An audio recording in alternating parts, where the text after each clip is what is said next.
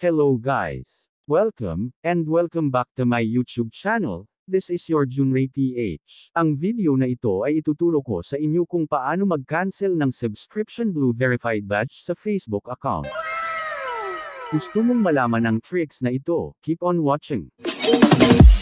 Kung bago ka pa lang sa video na ito, huwag kalimotang mag-like, subscribe, and hit the notification bell para lagi kang updated kapag may bago tayong video na i-upload.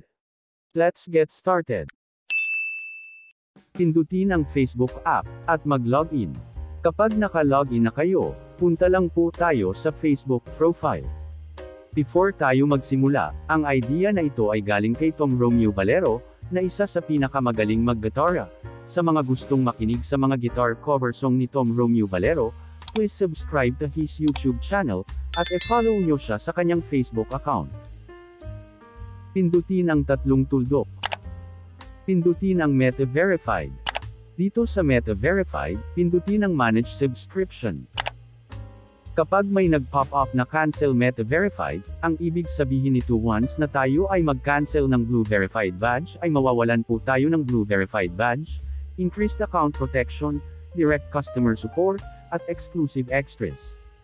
Kapag gusto nyo po ulit magkaroon ng Blue Verified Badge ay pwede po kayo ulit mag-subscribe sa Meta Verified. Kung gusto nyo pong mag-cancel ng Blue Verified Badge, ay pindutin nyo po ang unsubscribe on Facebook. Dito sa baba pindutin ang Skip to Cancellation.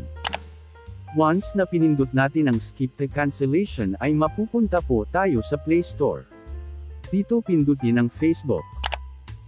Dito natin makikita kung kailan tayo mag-next payment para sa ating Blue Verified Badge kung kayo ay magpapatuloy pa sa Blue Verified Badge.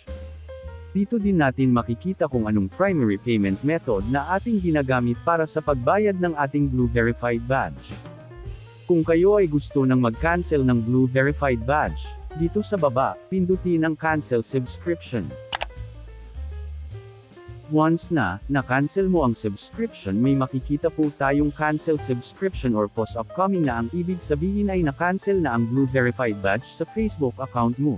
Yan lang po kasimple mag-cancel ng Blue Verified Badge sa Facebook account. At don't forget to support my friends Tom Romeo Valero on his YouTube channel, at Facebook account.